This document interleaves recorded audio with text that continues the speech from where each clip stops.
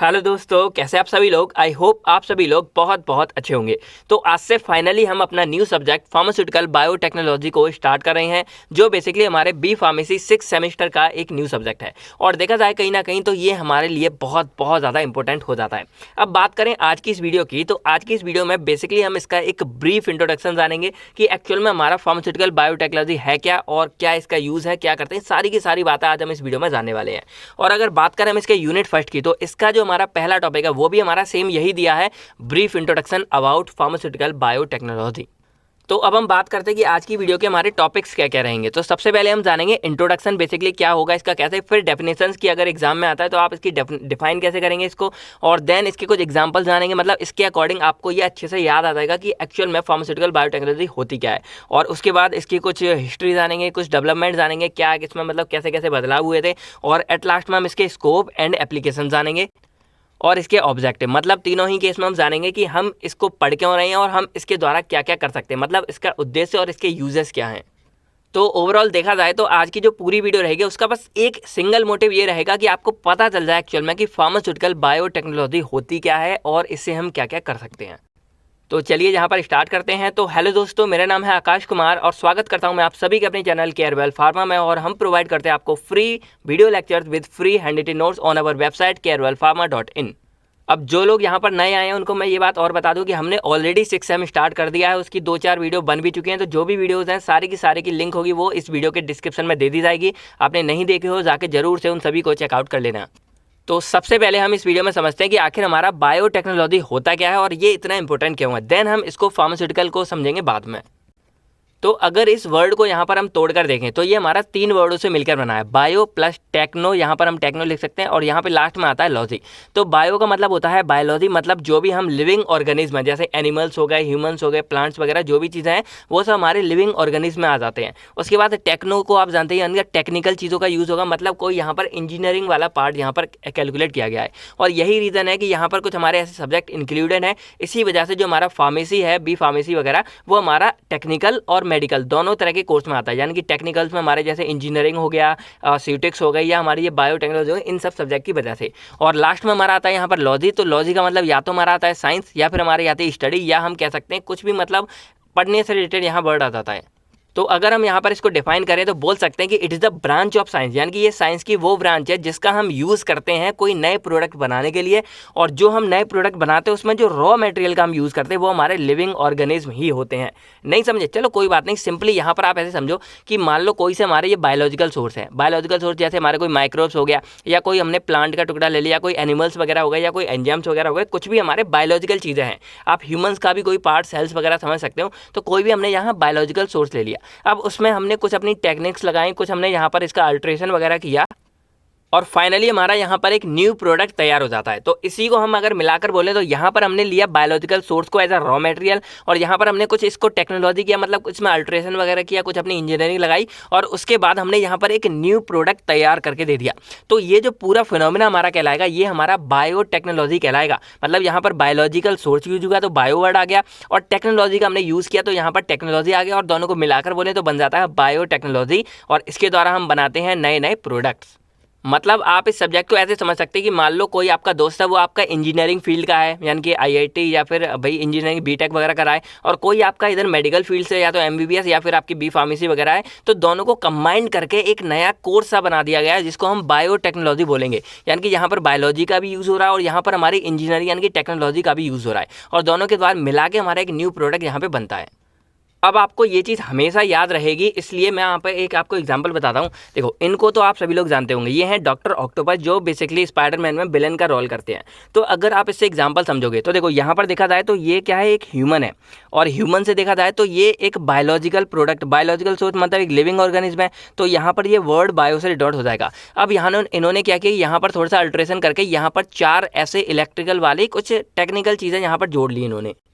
मतलब 4 artificial hand इन्होंने जोड़ लिए, लेकिन ये कंट्रोल कैसे होते हैं? किसी मशीन के द्वारा नहीं होते, ये इनके ब्रेन के द्वारा कंट्रोल होते हैं। यानी कि यहाँ पर देखा जाए तो ये जो चीज़ है इनकी, ये ह्यूमन बॉडी हो गई या ब्रेन हो गया, सीएनएस वाला पार्ट, वो हमारा पूरा का पूरा यहाँ पर आ जाता है बायोलॉजी में।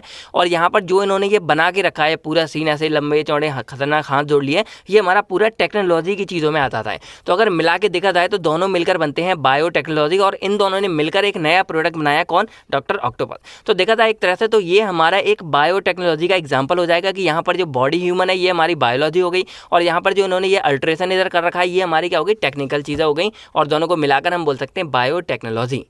तो आई होप आप लोगों को थोड़ा सा इससे समझ आया होगा। नहीं आया तो चलो एक और एग्जांपल समझते हैं। तो यहाँ पर हमारा जो इससे कनेक्टेड एग्जांपल वो है प्लांट टिश्यू कल्चर। तो प्लांट टिश्यू कल्चर के बारे में वैसे 4th सेम में बहुत लोगों ने स्टडी किया होगा अच्छे से। तो देखा जाए तो ये भी हमारा बायोटेक्नोलॉजी का ही एग्जांपल है। अब कैसे होता है? तो यहाँ पे समझो कि कोई हमारा ये प्लांट है, लेट करो कि ये हमारा कोई भी प्लांट हो गया। अब ये प्लांट है तो क्या करते हैं हम, इस पूरे प्लांट से एक छोटा सा हिस्सा हमने क्या किया, यहाँ पर अलग कर लिया, मान लो ये कर लिया। अब क्या करेंगे, यहाँ पर हमें पूरा का पूरा आर्टिफिशियल तैयार करते हैं, पूरा का पूरा आर्टिफिशियल मीडियम। यहाँ हम बोल सकते हैं पूरा हमने एक ऐसा एनवायरनमेंट तैयार किया जो इस प्लांट के सोर्स को डेवलप करने के लिए चाहिए। जैसे यहाँ पर हमने पानी दे दिया, सैंड दे दिया, या और भी जो भी इनके न्यूट्रिएंट वगैरह होते हैं, ग्रोथ हार्मोन्स वगैरह होते हैं प्लांट के, वो सारी की सारी चीज़ें हमने इसमें इनके इंक्लूड कर दी। उसके बाद हम इसमें इसको डालेंगे और धीरे धीरे क्या होगा कि ये भी चीज़ हमारी डेवलप होकर एक न्यू प्लांट में कन्वर्ट हो जाएगी। तो यही बेसिकली हमारा होता है प्लांट टिश्यू कल्चर की। यहाँ पे हमने क्या किया, जो हमारे रियल प्लांट्स थे उन्होंने हमने एक छोटा सा हिस्सा उनका ले लिया और उसको यहाँ पर हमने आर्टिफिशियल चीज़ों में यहाँ पे डेवलप करा के एक न्यू प्लांट तैयार कर दिया। तो ये देखा जाए तो ये हमने खुद से किया, ये हमारा नेचुरल तरीके से नहीं हुआ। तो ये जो चीज़ हमने की है ये पूरी हमारी बायोटेक्नोलॉजी का एक एग्जाम्पल कहलाएगी। और यही कुछ मेथड है जिसकी वजह से आपने देखा होगा कि बिना मौसम के, यानी कि जब सीज़न नहीं होता तब भी कुछ सब्जियां वगैरह आपको मार्केट वगैरह में मिल जाती हैं जिनका कोई सीज़न नहीं, फिर भी वो मार्केट में बिकती रहती हैं, ये होती हैं। बाकी कुछ आपने देखा होगा टमाटर ज़्यादा ही लाल बना रहे हैं, कुछ नकली सेब भी आते हैं। तो ऐसी बहुत सी चीज़ें होती हैं जो हमारी इसी टेक्नोलॉजी की वजह से पॉसिबल हुई है।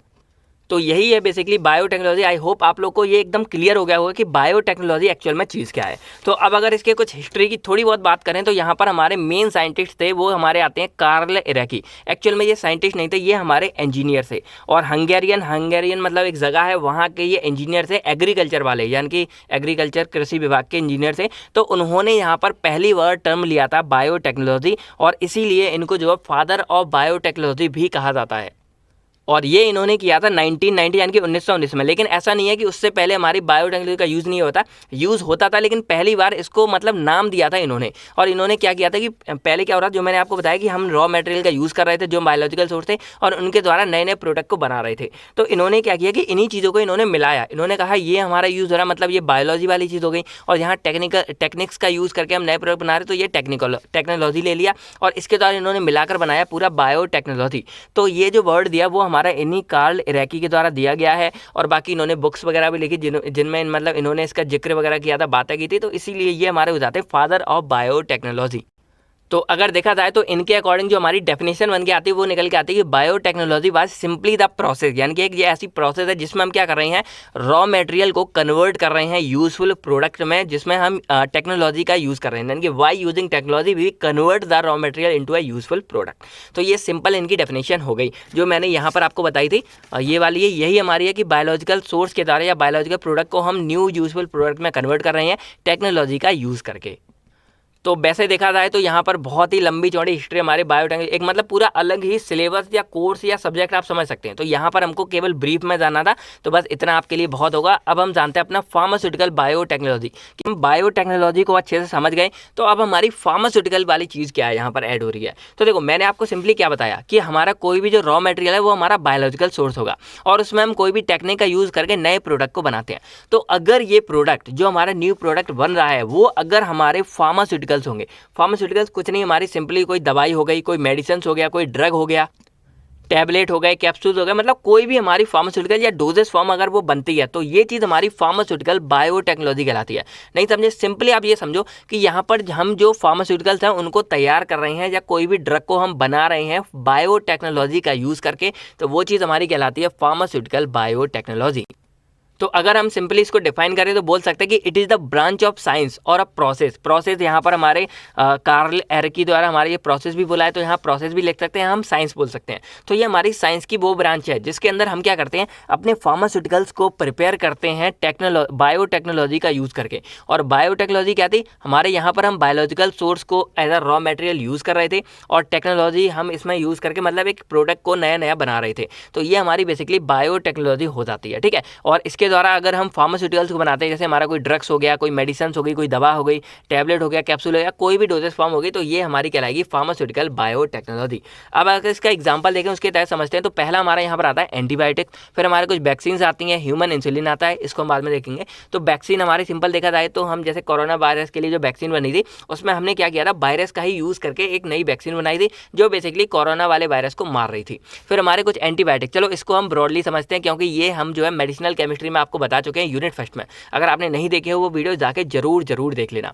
तो अब समझो एंटीबायोटिक में क्या हो रहा था। बेसिकली मैं आपको सिंपली यहाँ बताता हूँ कि लेट करो कि हमारी ये ह्यूमन बॉडी है, मैंने अपना नाम यहाँ दिया था मेडिसिनल में, समझ लो हमारी ह्यूमन बॉडी है, इसमें हो गया कोई इन्फेक्शन, और जो इन्फेक्शन हुआ वो हमारे किसी बैक्टीरिया, वायरस या फिर कोई माइक्रोब्स के द्वारा हुआ। ओवरऑल हमने माइक्रोब्स बोल दिया, इसके अंदर हमारे सारी चीज़ें इंक्लूड हो जाती हैं। तो लेट करो कि जब इसके द्वारा कोई बॉडी में इन्फेक्शन हुआ, कोई चीज़ हमारी सड़ने लग गई, गलने लग गई, या वाइट आपने देखा होगा वो बन जाती है इन्फेक्शन वगैरह, सेप्टम वगैरह। तो यहाँ पर अब क्या होगा इसके द्वारा, सेप्टम नहीं है, तो इसके बाद क्या होगा कि ये चीज़ हमारी रैपिडली ग्रो करेगी, यानी कि जो हमें बीमारी हुई है, जो इन्फेक्शन हुआ है, वो हमारा बहुत ज़्यादा तेज़ी से बढ़ने लगेगा।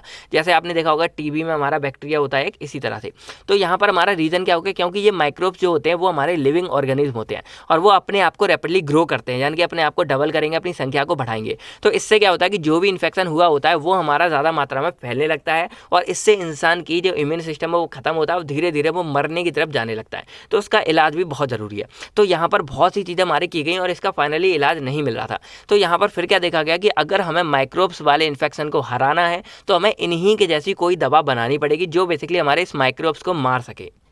तो इनको मारने के लिए फाइनली हमारे एंटीबायोटिक्स को बनाया गया। अब एंटीबायोटिक्स चीज़ क्या थी, तो एंटीबायोटिक्स में हमने एज अ रॉ मटेरियल को लिया माइक्रोब्स, यानी कि हमारे कुछ फंगाई हो गए, कुछ बैक्टीरिया वगैरह हो गए, तो उनको हमने एज अ रॉ मटेरियल इस्तेमाल किया। तो यहाँ पर हमारे रॉ मटेरियल हमारे बायोलॉजिकल सोर्स आ गए, लिविंग ऑर्गेनिज्म, जैसे हमारे कुछ माइक्रोब्स हो गए, बैक्टीरिया या फिर फंगाई हो गई। अब हमने क्या किया, इनमें हमने डिफरेंट अपनी टेक्निक का यूज़ किया। जैसे यहाँ एग्जाम्पल के लिए मैं बता दूँ, आइसोलेशन हमने इसका किया, इसकी एक्सट्रैक्शन वगैरह की, और इसके अंदर का जो हमारा मेन ड्रग था उसको हमने यहाँ बाहर निकाल लिया, API हम उसको बोल देते हैं।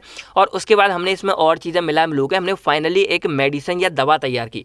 और वो दवा हमारी कैप्सूल हो सकती है, हमारी टैबलेट हो सकती है, जैसे हमारी एमोक्सिलिन आती हैं और भी हमारी चीज़ें आती हैं, एजिथ्रोमाइसिन वगैरह आती हैं। तो ये हमारे कुछ एंटीबायोटिक्स हैं। तो इनको हमने तैयार कैसे किया कि हमने यहाँ पर माइक्रोब्स को लिया एज अ रॉ मटेरियल, उसके बाद हमने यहाँ पर कुछ डिफरेंट टेक्निक यूज़ किया, जैसे हमारी आइसोलेशन हो गई, एक्सट्रैक्शन वगैरह हो गई, इनके द्वारा हमने इसके अंदर का ड्रग बाहर निकाला और उसके बाद हमने इसको यहाँ पर और प्रोसेस यूज़ करके हमने फाइनली दवा का मतलब मेडिसिन के रूप में इसको कन्वर्ट किया। तो ये जो मेडिसिन हो गई ये हमारी कहीं ना कहीं फार्मास्यूटिकल्स ही हमारी, सिंपली बात है। तो ये हमने तैयार किया। तो अब अगर हम तीनों को मिलाकर देखें तो हमारी क्या बन के आती है कि माइक्रोब्स हमारे बायोलॉजिकल सोर्स हैं, तो यहाँ हमने बायो लिख दिया। टेक्निक्स जो हमने आइसोलेशन वगैरह यूज़ की वो हमारी टेक्नोलॉजी, तो हमने यहाँ टेक्नोलॉजी लिख दिया, और ये मेडिसिन है हमारी फार्मास्यूटिकल, तो हमने लिख दिया। तो अगर ओवरऑल देखा जाए तो हमारा क्या निकल के आता है, फार्मास्यूटिकल बायोटेक्नोलॉजी। तो यहाँ पर अगर देखा जाए ओवरऑल तो यही निकल के आता है कि अगर हम बायोटेक्नोलॉजी का यूज़ करके कोई भी दवा वगैरह को बनाते हैं तो वो चीज़ हमारी फार्मास्यूटिकल बायोटेक्नोलॉजी कहलाती है। तो यहाँ मैंने इसको प्रूव भी कर दिया। और जिन लोगों ने ये एंटीबायोटिक मतलब समझ नहीं आया होगा अगर, तो आप जाके क्या करो, मेडिसिनल केमिस्ट्री का जो पार्ट 1 है उसको जाके आप जरूर देख लो, वहाँ हमने इसके ब्रीफ इंट्रो के बारे में बात की है। तो आई होप आप लोगों को फार्मास्यूटिकल बायोटेक्नोलॉजी एकदम समझ में आ गया होगा। अब अगर आप किसी को नहीं आया तो कमेंट करके वो बता सकता है। तो अब हम बात करते हैं यहाँ पर इसके ब्रांचेस की, मतलब और क्या कहाँ पे ये हमारी यूज़ होती है बायोटेक्नोलॉजी। तो देखा जाए तो ये हमारी बहुत जगह यूज़ होती है। तो यहाँ पर कुछ हमारी जैसे रेड बायोटेक्नोलॉजी है, तो रेड यहाँ भी वर्ड आ जाए मतलब समझो कि ये हमारी मेडिसिन और हेल्थ में मतलब रिलेटेड में यूज़ होती है। यानी कि हम यहाँ कह सकते हैं कि मेडिसिनल बायोटेक्नोलॉजी हमारी कौन सी आती है, रेड बायोटेक्नोलॉजी। फिर हमारी वाइट बायोटेक्नोलॉजी आती है। तो यहाँ पर वाइट वर्ड से आप समझ सकते हो कि ये इंडस्ट्री से रिलेटेड है, मतलब यहाँ पर जो बायोटेक्नोलॉजी यूज़ हो रही है वो हमारी इंडस्ट्रीज़ वगैरह में जो यूज़ होगी वो हमारी है। कुछ नहीं है, सिंपली हमारे मतलब एक तरह से कोड या साइन बनाए गए कि अगर कोई कहता है भाई रेड बायोटेक्नोलॉजी, मतलब समझो कि ये हमारे फार्मास्यूटिकल्स की बात कर रहा है, क्योंकि यहाँ पर हम इसमें बायोटेक्नोलॉजी का यूज़ करके दवाइयाँ वगैरह या हेल्थ को ठीक करने में हम इसका यूज़ करते हैं। वाइट वाला हमारा इंडस्ट्री वगैरह से रिलेटेड आ जाता है। और भी हम बात करें यहाँ पर तो येलो वाला हमारा न्यूट्रिशनल बायोटेक्नोलॉजी आ जाती है। ग्रीन वाली हमारी एग्रीकल्चर, ये तो देखो नाम से हमारा ग्रीन फॉर एग्रीकल्चर बायोटेक्नोलॉजी। फिर ग्रे बात करें तो ये हमारी इन्वायरमेंटल को प्रोटेक्शन प्रोवाइड करने के लिए बायोटेक्नोलॉजी का जो यूज़ करते हैं वो हमारा आ जाता है। फिर ब्लू से बात करें तो मैरिन बायोटेक आ जाता है, मतलब यहाँ पर हम जो समुद्र वगैरह होते हैं वहाँ पर उसको प्रोवाइड करेंगे प्रोटेक्शन या कोई भी चीज़ होगी तो उसमें जो बायोटेक्नोलॉजी का यूज़ होगा वो हम इस ब्लू बायोटेक्नोलॉजी के अंदर पढ़ते हैं। फिर ब्राउन आ जाती है डिजर्ट या कोई ड्राई रीजन के अंदर। तो ये कुछ इसकी क्लासेस है। हमारे लिए जो काम की थी बहुत ज़्यादा वो हमारी होगी रेड और वाइट, क्योंकि रेड में हम पढ़ेंगे दवाइयों वाली और हेल्थ वाली, जिसका मतलब हमारी फार्मास्यूटिकल से रिलेटेड है। और वाइट की बात करें तो वाइट में हम इंडस्ट्रीज़ में बात करेंगे, तो इंडस्ट्रीज़ में ही हम इन मेडिसिन वगैरह को बनाते हैं, इसलिए ये दोनों हमारे लिए बहुत ज़्यादा इंपॉर्टेंट हो जाती हैं। अब हम बात करते हैं कुछ सम हिस्टोरिकल डेवलपमेंट, यानी कि क्या क्या मतलब कैसे कैसे इसमें डेवलपमेंट हुआ था धीरे धीरे। तो वैसे देखा जाए तो इसमें बहुत सारी चीज़ें थी, मैंने बस कुछ ही इंक्लूड की हैं। आप चाहो तो इनको पढ़ लो, वरना कोई बात नहीं। यहाँ पर सिर्फ ब्रीफ इंट्रो की बात करनी है, तो जितना मैंने अभी बताया वो इनफ था, बाकी हम इसके एप्लीकेशन आगे देखेंगे। तो देखा जाए तो 1857 में सबसे पहले क्या हुआ था कि लुईस पास्चर जी ने ये निकाला कि जो हमारे माइक्रोब्स हैं वो फर्मेंटेशन वगैरह कर सकते हैं। तो उस चीज़ को यहाँ पर इन्होंने मतलब निकाला था। और फर्मेंटेशन मतलब सिंपली ये समझो कि जैसे मान लो कोई भी हमारा ये बैक्टीरिया है और इसको हमने किसी भी चीज़ में यहाँ पे डाल दिया, तो ये बैक्टीरिया क्या करेगा, उस चीज़ को यहाँ पर खराब कर सकता है, उसको बदल सकता है। अब जैसे एग्जांपल के लिए आप समझो तो दूध का दही में कन्वर्ट होना, तो वो भी हमारा एक बैक्टीरिया की वजह से ही होता है और उस प्रोसेस को हम फर्मेंटेशन यहाँ पर बोल सकते हैं। तो ये बेसिकली हमारे यहाँ पर लुईस पास्चर द्वारा निकाला गया था, बहुत माइंड साइंटिस्ट थे। फिर 1879 में हमारे फ्लेमिंग ने क्या किया था, क्रोमेटिन्स को यहाँ डिस्कवर किया, इनकी जो क्रोमोसोम्स हमारे होते हैं न्यूक्लियस वगैरह के अंदर, उनको यहाँ निकाला था, जो बेसिकली हमारे जेनेटिक यूज से रिलेटेड हो जाते हैं। फिर 1911 में हमारा जो पहला कैंसर करने वाला जो वायरस था उसको डिस्कवर किया था हमारे लुईस जी ने। और 1929 में हमारी पहली पेनिसिलिन पेनिसिलिन यहाँ सिंबल लिख दो, तो पेनिसिलिन को खोज किया था हमारे अलेक्जेंडर फ्लेमिंग ने। तो इसको हमने डिटेल्स में एंटीबायोटिक में आपको बताई रखा है। फिर 1944 में डीएनए, मतलब ये साबित किया गया कि जो डीएनए है वही एक्चुअल में हमारी जेनेटिक इन्फॉर्मेशन को कंटेन करता है, तो इसको 1944 में साबित किया गया था। फिर 1985 में हमारा पीसीआर, ये भी हमारा मतलब बायोटेक्नोलॉजी से रिलेटेड है, जिसको हम आगे सेकंड यूनिट या फिर थर्ड यूनिट में हम इसके बारे में पढ़ेंगे। तो इसको 1985 में डिस्कवर किया गया था। फिर 1998 में पहली डॉली शिप थी, जिसको पहला क्लोन, यानी कि मान लो एक शिप थी तो नकली भेड़ बनाई गई थी, यानी कि उसको क्लोन करके, यानी कि यहाँ से मान लो ये थी हमारी, तो इसी की जैसी एक और हमारी भेड़ बनाई। कैसे बनाएगी आगे मैं आपको बता दूंगा। तो ये इस तरह हमारी बनाएगी। तो पहली जो हमारी बनी थी शिप, वो हमारी डॉली, उसको नाम दिया गया था, वो 1998 में बनाई गई थी। बाकी और भी बहुत सी बातें हैं जो आप देख सकते हो किसी भी बुक, जैसे ठाकुर की हो गई या निराली, इवन बहुत जगह आपको ये हिस्ट्री मिल जाएगी, आप कहीं से भी इसको लिख सकते हैं, या आप पीबी की बुक वगैरह भी देख सकते हैं। केवल हिस्ट्री के लिए बता रहा हूँ, बाकी चीज़ों के लिए मैं उसको रेफर नहीं कर रहा हूँ। तो ये सारी चीज़ आप जान गए। अब समझते हैं हम ऑब्जेक्टिव्स ऑफ फार्मास्यूटिकल बायोटेक, यानी कि आखिर हम इसको कर ही क्यों रहे हैं। भाई पहला चलो मैंने आपको रीज़न तो बता दिया कि दवाई बनाने के लिए, तो यहाँ पर समझते हैं और क्या क्या इसके लिए वजह हो सकती हैं। तो सबसे पहले तो यही है कि to produce a new pharmaceutical, यानी कि नई दवा बनाने के लिए हमने यहाँ पर इस फार्मास्यूटिकल बायोटेक का यूज़ करेंगे। मैं यहाँ शॉर्ट में बायोटेक्नोलॉजी को बायोटेक बोल देता हूँ, आप यहाँ समझ लेना। तो यहाँ पर हम क्या करेंगे, नई दवाओं को बनाने के लिए हम इस फार्मास्यूटिकल बायोटेक का यूज़ करेंगे, ठीक है। दूसरी बात करें तो यहाँ पर हम क्या कर सकते हैं, नया safe drug, effective drug and more stable drug को हम बना सकते हैं इस बायोटेक का यूज़ करके। अब जैसे एग्जांपल के लिए मैंने आपको बताया था एंटीबायोटिक के बारे में। अब यहाँ पर देखा जाए तो ये जो हमारे बैक्टीरिया के द्वारा जो इन्फेक्शन हुआ है वो हमारा कैसे भी ठीक नहीं हो रहा था, लेकिन हमने बायोटेक का यूज़ करके यहाँ पर एंटीबायोटिक्स को बनाया। और एंटीबायोटिक्स हमारे आजकल इतने ज़्यादा उपयोगी हैं, आप जानते ही हैं कि भाई कोई भी बीमारी हो मतलब इन्फेक्शन वाली, वो हमारी मोस्टली इनके द्वारा ठीक हो जाती है। और डॉक्टर्स भी हर जब देखा जाए एजिथ्रोमाइसिन, एमोक्सिलिन बहुत ज़्यादा यूज़ की जाती है, कुछ भी चीज़ हो। तो देखा जाए ना कितने ज़्यादा यूज़फुल है ये हमारी चीज़ें, और ये हमारी बन किसके द्वारा रही है, बायोटेक के द्वारा। तो इसलिए हमारा क्या बोल सकते हैं कि ये हमारा सेफ और इफेक्टिव और सबसे ज़्यादा स्टेबल ड्रग को बनाने में हेल्प करता है। उसके बाद बात की जाए यहाँ पर, तो अगर ये चीज़ हम यूज़ करेंगे बायोटेक वगैरह, तो इससे हम जो हमारे ड्रग्स हैं उनको हम आसानी से बना सकते हैं और थोड़े से चीप भी बना सकते हैं, इकोनॉमिकल। वैसे ये इकोनॉमिकल नहीं होता, मोस्टली ज़्यादा हमारे महंगे होते हैं, लेकिन हम इससे लार्ज अमाउंट में बना सकते हैं चीज़ों को, तो हमारा थोड़ा सा सस्ता ये पड़ जाता है। उसके बाद बात करें तो यहाँ जैसे मैंने लिख दिया प्रोड्यूस एंटीबायोटिक्स वगैरह को बनाने में भी हेल्प आते हैं। तो ये चीज़ हमारी इसकी हो गई। अब हम बात करें स्कोप एंड एप्लीकेशंस की, तो यहाँ भी हमारी वही चीज़ आएंगी जो हमने बेसिकली ऑब्जेक्टिव में पढ़ा था। तो सबसे इंपॉर्टेंट कि हम जो बायोटेक है इसका हम यूज़ करते हैं एंटीबायोटिक को बनाने में, वैक्सीन को बनाने में, थेराप्यूटिक प्रोटीन्स वगैरह बना सकते हैं, हार्मोन्स बना सकते हैं। आपने सुना होगा ना भाई सिंथेटिक हार्मोन्स बहुत सारे आ गए, उसको हम बना सकते हैं। जैसे हमारे थायराइड हार्मोन के हमारे एल थायरोक्सिन था, एल थायरोडिन था, तो वो हमारे यहाँ हार्मोन्स हो गए हमारे यहाँ पर। और ये हमारे विटामिन्स हो गई, कुछ विटामिन ई के कैप्सूल ही हमारे इतने सारे आते हैं। जिसको हम अपनी बॉडी में देके विटामिन की कमी को पूरा कर सकते हैं। बाकी और भी ऐसे फार्मास्यूटिकल्स हैं जिनको हम इसके द्वारा बना सकते हैं। तो ओवरऑल देखा जाए तो फार्मास्यूटिकल बायोटेक का बहुत ज़्यादा इस्तेमाल किया जाता है। उसके बाद बात करें तो स्टैंडर्डाइजेशन, मतलब एक तरह से हम प्योर बना सकते हैं। कीमोथेरापेटिक एजेंट, कंफ्यूज नहीं होना, सिंपल क्या है, केमिकल के जो हमारे एजेंट्स होते हैं, केमिकल वाले एजेंट, दवाई वगैरह, वही हम यहाँ पर स्टैंडर्डाइज मतलब उसको एक तरह से प्योर वगैरह कर सकते हैं। फिर एंजाइम इमोलाइजेशन, बायोसेंसर, कंट्रोल प्रोडक्शन, ये हमारी प्रोडक्शन को कंट्रोल करता है। मोनोक्लोनल एंटीबॉडीज, ये हमारी एंटीबॉडीज़ को बनाने में हेल्प करती हैं। और जो एंजाइम इमोलाइजेशन, बायोसेंसर है, ये हमारे नेक्स्ट ही टॉपिक है जिसको हम डिटेल्स में आगे बात करेंगे, ठीक है।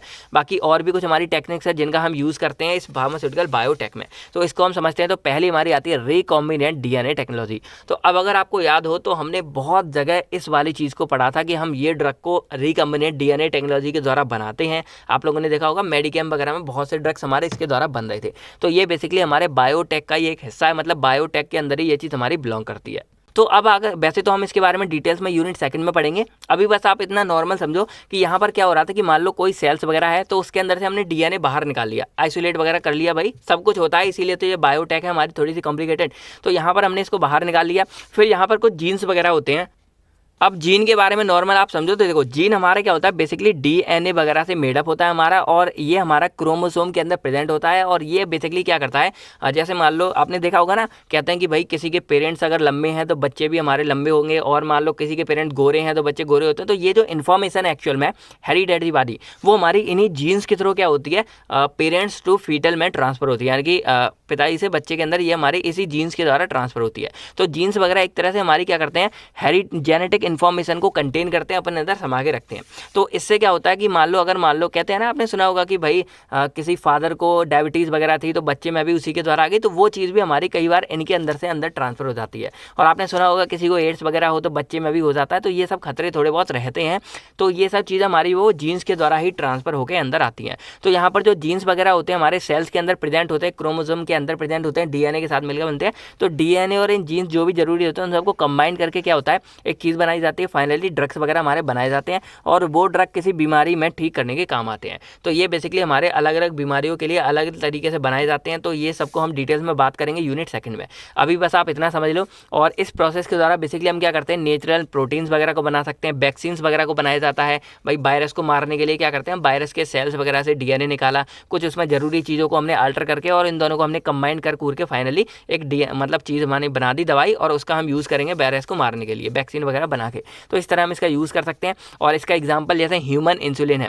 तो आपको अगर याद हो तो डायबिटीज़ मेलाइटिस वो कंडीशन होती है जब बॉडी में ग्लूकोज बहुत ज़्यादा मात्रा में बढ़ जाता है। और ऐसा बेसिकली तब होता है जब बॉडी में जो इंसुलिन रिलीज होता है हमारा पैनक्रियाज के द्वारा, वो या तो बनना बंद हो जाता है या रिलीज होना बंद हो जाता है। तो उस केस में बाहर से जो पर्सन जिनको डायबिटीज़ हो जाते हैं उनको बाहर से इंसुलिन इंसर्ट किया जाता है। तो नॉर्मली तो भाई इंसुलिन कहाँ से लाएंगे, तो इंसुलिन को हम बना लेते हैं, ह्यूमन इंसुलिन कहलाती है, जिसको हम सिंथेटिक तरीके से बनाते हैं। तो जो इंसुलिन हमारी बनाई जा रही है ना, वो भी हमारी बायोटेक के अंदर ही बनाई जा रही है इस रिकॉम्बिनेंट डीएनए टेक्नोलॉजी के द्वारा।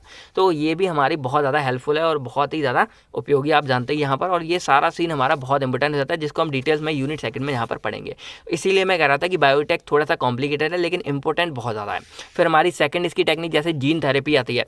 तो जीन थेरेपी में भी बेसिकली ये होता है कि जैसे मान लो ये हमारा कोई सेल वगैरह है, इसके अंदर कोई या तो जीन मिसिंग है। अब जीन मैंने आपको बता दिया, जीन्स हमारे वही हैं जो जेनेटिक इन्फॉर्मेशन को कंटेन करते हैं और एक दूसरे में ट्रांसफर करने में हेल्प करते हैं। तो मान लो यहाँ पर वो या तो मतलब अलग हो गई, या फिर मान लो कोई डिफेक्ट हो गई। अब डिफेक्ट जैसे मान लो एड्स वगैरह हो जाता है, तो एड्स में क्या होता है कि कोई इंटरकोर्स वगैरह हुआ, या मान लो किसी का ब्लड किसी के अंदर आ गया, तो उससे क्या होगा कि सेल्स के अंदर जो न्यूक्लियस है उसके अंदर जो हमारे डीएनए है, उनके अंदर जो हमारी जीन्स वगैरह हैं क्रोमोसोम वगैरह के अंदर, तो वो जीन्स हमारे या तो डिफेक्टिव हो जाते हैं, खराब हो जाते हैं, या कुछ भी प्रॉब्लम होती है। तो वहाँ पर जो आजकल कैंसर वगैरह की दवाई बना जा रही है, एड्स की दवाई बनाई जा रही है, उसमें क्या होता है बेसिकली कि यहाँ पर जो हमारे जीन्स थेरेपी के द्वारा ये सारा साइन होता है। इसमें जीन वगैरह हमारे जो अच्छे होते हैं, मतलब जो जीन हमारे ठीक हैं, एकदम फर्स्ट क्लास हैं, उनको हम किसी वायरस के अंदर, हार्मलेस वायरस जो मतलब नुकसान नहीं करता, उसके अंदर डालेंगे, उसको फिर बॉडी के अंदर इंसर्ट करेंगे, और यहाँ से जो अच्छा वाला जीन है वो इस बुरे वाले जीन को रिप्लेस कर देगा। या फिर अगर मान लो यहाँ जीन है ही नहीं, तो वो जीन यहाँ पे जाके लग जाएगा और इस सेल को एकदम ठीक करेगा, और इससे हमारी जो बीमारी है वो हमारी कंट्रोल में आती है।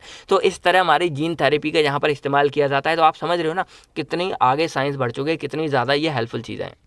और यही रीज़न है कि कैंसर वगैरह का इलाज आजकल हो जाता है, पहले तो बिल्कुल ही नहीं होता था। तो ये सारी चीज़ें हमारी आती हैं जीन थेरेपी, और ये भी हमारी फार्मास्यूटिकल बायोटेक के अंदर आती है, क्योंकि इसके द्वारा हम दवा बना रहे हैं या फिर हम इलाज कर रहे हैं। ठीक है, फिर हमारी ड्रग प्रोडक्शन आती है, तो इसमें बेसिकली क्या करते हैं, नए नए ड्रग्स वगैरह बनाए जाते हैं, जैसे एंटीबायोटिक्स वगैरह हो गया जो मैंने आपको बता दिया।